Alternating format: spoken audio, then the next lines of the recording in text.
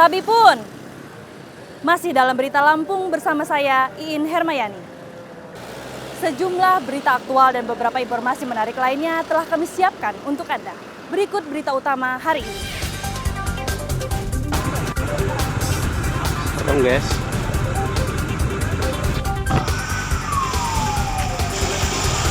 Sebuah mobil angkot terbakar usai mengisi BBM di SPBU Penengahan Lampung Selatan. Pengemudi terluka dan dievakuasi ke rumah sakit.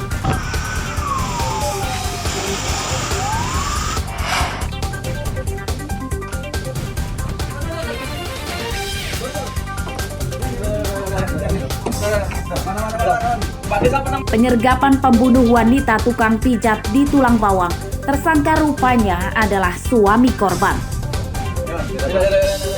Baju-baju mana, Pak? Oh, KTP sampai mana? Razia barang bawaan jemaah haji saat akan masuk asrama di Bandar Lampung, puluhan bungkus makanan disita.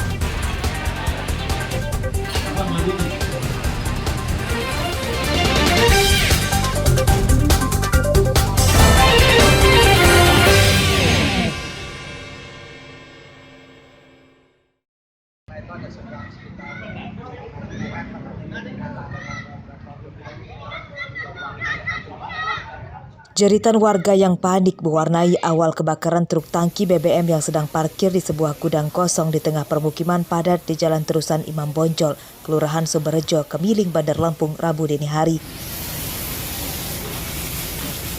Api yang membubung tinggi itu disertai suara ledakan beberapa kali. Truk tangki rusak berat, bagian kabin depan hangus terbakar. Kebakaran ini juga menjalar ke gudang dan merusak sebagian atap dan tembok. Penyebab kebakaran belum diketahui. Tujuan keberadaan truk tangki BBM milik Pertamina di tempat ini belum diketahui, apakah sedang parkir untuk menginap atau sedang memasok BBM secara ilegal. Sebab saat kebakaran, pengemudi truk dan pemilik gudang tidak ada di tempat. Yang terbakar dari garasi mobil sama mobil satu, rumah itu kena tembok. Tembok ya? Otomatis nggak kena ya. Mobil apa yang terbakar? BBM, si BBM Pertamina ini. Kebetulan yang punya ini kita tidak mengetahui entah kemana orangnya ini. Setan yang punya rumah nggak tahu juga. Kebakaran tidak merenggut korban jiwa. Kerugian ditaksir mencapai ratusan juta rupiah. Arsadi Saputra melaporkan dari Bandar Lampung.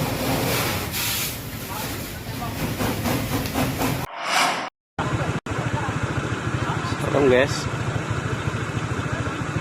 Sebuah mobil angkutan kota atau angkot terbakar di jalan depan SPBU Simpang Raya, Kecamatan Penengahan Lampung Selatan, Rabu siang.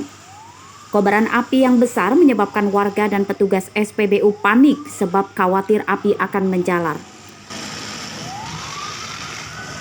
Saat kebakaran berlangsung, warga tidak ada yang berani mendekat. Kobaran api akhirnya padam setelah petugas damkar tiba. Menurut saksi, angkot ini terbakar setelah tidak lama usai mengisi BBM. Saat akan masuk ke jalan raya, tiba-tiba angkot terbakar. Api muncul dari bagian kabin depan dan diduga menyebabkan korsleting listrik pada kabel di ruang mesin mobil. Saya parkirkan mobil saya langsung ke sasaran sini untuk mengikut semua kendaraan dan ngasih tahu rekan-rekan di sini untuk menyetop minta bantuan dari masyarakat. Karena saya sendirian di sini, saya lihat. Kemudian saya bel Kapolsek Penengahan dan damkar. Damkar, Pak ya. Pengemudi angkot menderita luka bakar di kakinya. Korban kemudian dievakuasi ke rumah sakit. Asep Saifullah melaporkan dari Lampung Selatan.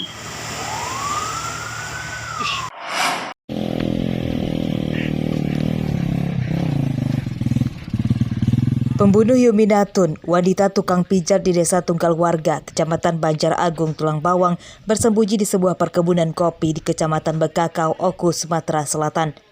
Menuju lokasi tidak bisa menggunakan mobil. Polisi pun harus mengendarai motor. Tersangka bernama Yana Sujana, 62 tahun, buron 3 hari, dan ditangkap di sebuah gubuk di perkebunan kopi tanpa melawan. Yana merupakan suami korban. Namanya siapa? Ya. Pak Yana, ya. Jadi sampean yang itu yang bunuh kemarin? Iya, benar. Untuk pelaku pada saat kita amankan berada di dalam sebuah gubuk di atas pegunungan, yang mana karena yang bersangkutan adalah pekerja buruh petik kopi di sana.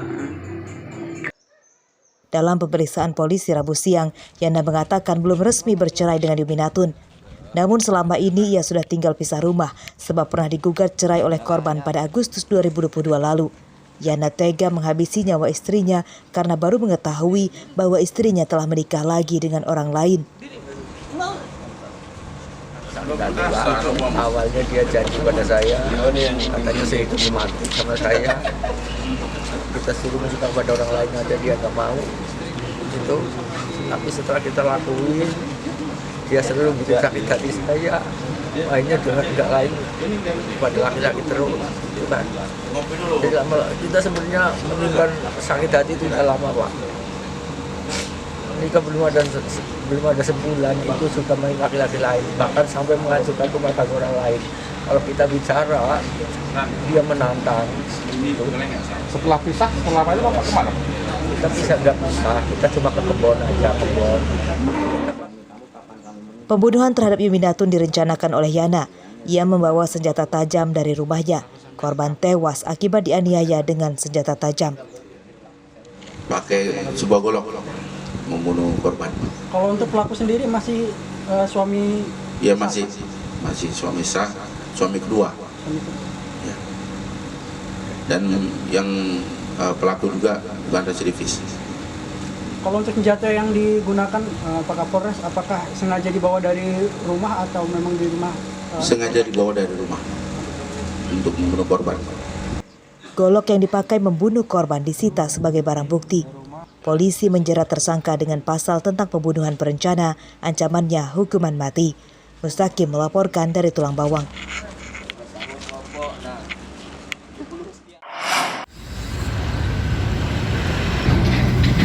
Ratusan penjahat ditangkap oleh jajaran Polda Lampung selama 14 hari pelaksanaan operasi Sikat Krakatau 2023. Polisi menyita barang bukti puluhan motor dan puluhan senjata api rakitan.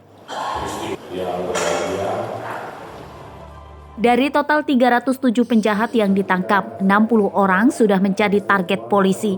247 orang ditangkap dari 248 kasus laporan masyarakat.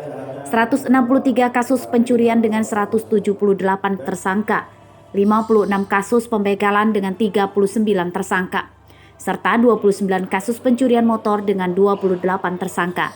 Sementara 62 tersangka ditangkap dalam kasus kepemilikan senjata api dan senjata tajam.